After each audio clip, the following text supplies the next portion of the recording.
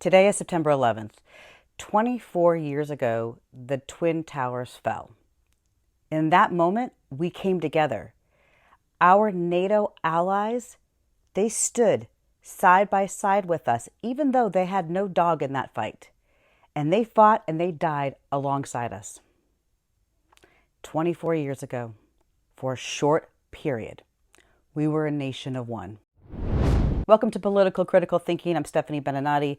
Yesterday, on the eve of September 11th, we had some serious tragedies in Colorado. We had another school shooting, and we had another fatal shooting of a political figure.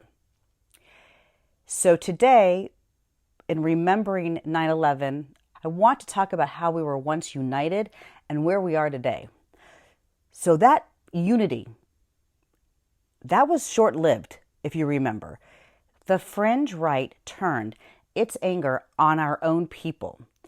It started to target Muslim Americans, Middle Eastern Americans, basically anybody who looked Middle Eastern or had any dark skin.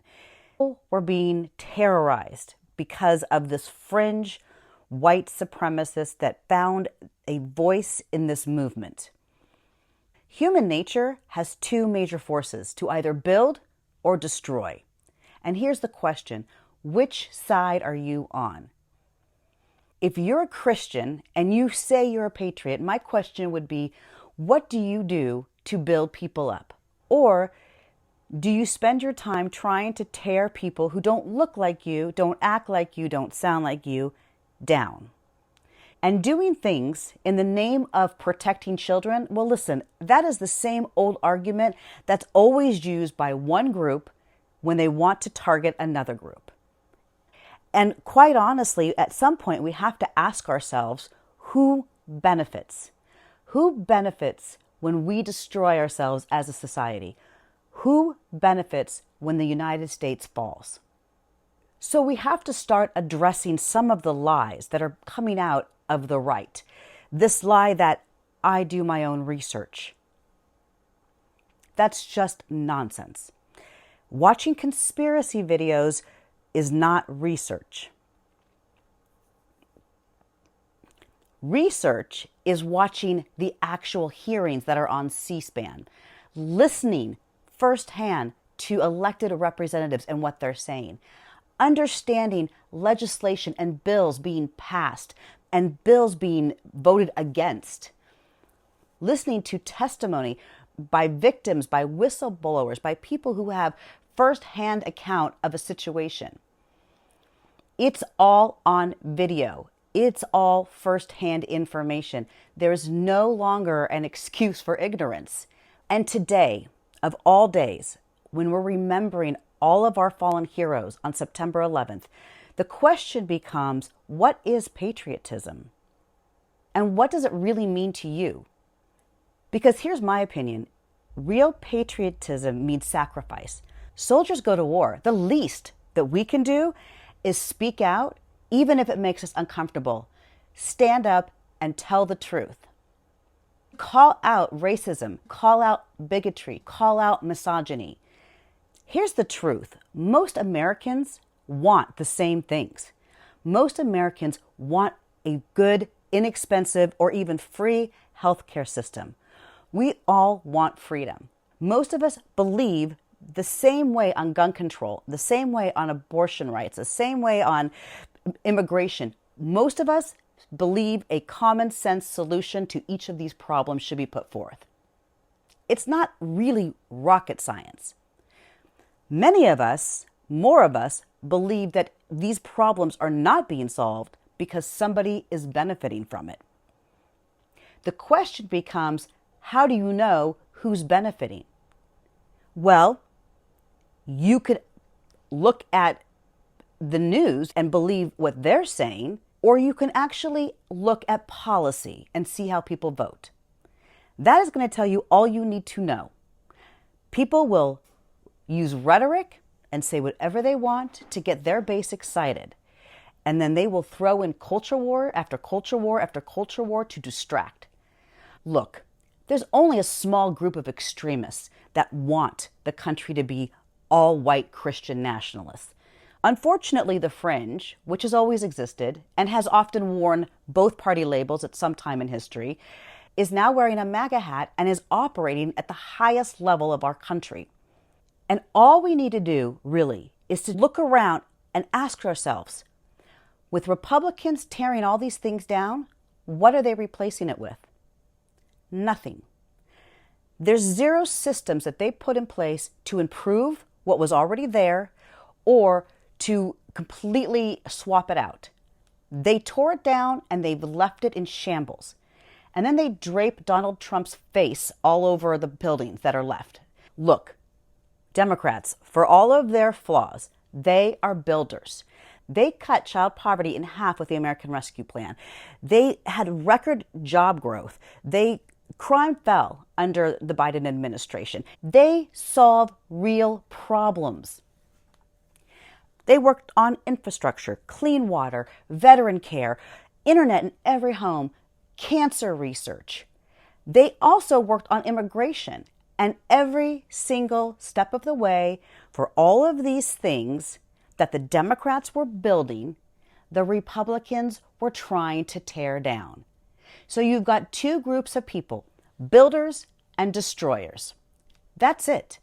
It is obvious to anybody who takes the time to actually look at what is happening as far as legislation, to look at where is the money going, who is benefiting financially. If you're paying attention, you will see that Trump, his family, and the people around him are enriching themselves at an astronomical rate, while the rest of us are falling further and further behind. This is why people need to stop and ask themselves, who benefits from me believing this way? And if you believe that the Democrats are evil, then you are going to vote against them and against your own business, and you're going to vote to enrich Donald Trump and enrich his family and enrich the people around him. It's very simple. So on September 11th, it is important to point out that although there are not planes flying into the World Trade Center, we are currently under attack. And it is from within.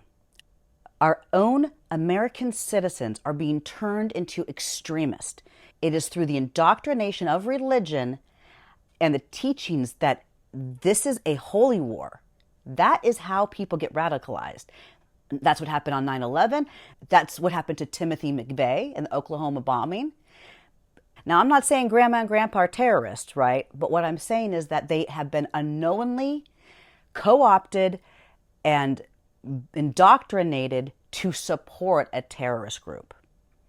Look, and I'm talking to all of you out there who are sickened by what's happening in our country.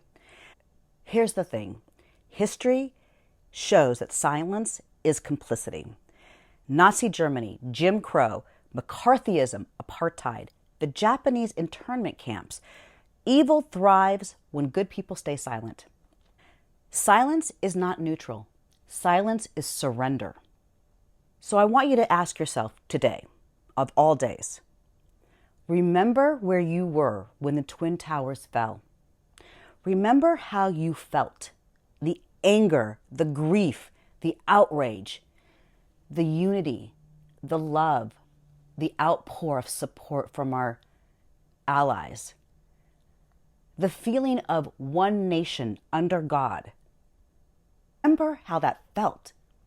And then ask yourself, what would you have done differently had you known it was coming? Because today, it is here. If you don't know this, India, Russia, China, and North Korea, the four dictators from those countries together in one place, hugging and kissing each other, while their admirer, the person who wants to be most like them, was not invited to the party. And in that same vein, we are turning away our NATO allies. And listen, if you don't believe in NATO, ask yourself again, who benefits if you don't support NATO? As Russia flies drones over Poland. So it's no longer okay to put your head in the sand. It's no longer okay to allow people in your life to put their head in the sand. We all have choices to make.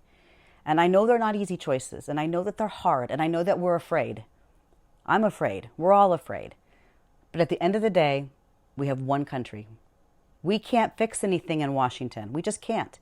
But we can fix things in our neighborhood. We can take a stand. We can speak up. We can share with people how we feel. That's how we win. We have to make it a ground game. What are you willing to do to fight for it? Thank you for watching Political Critical Thinking, for listening to me.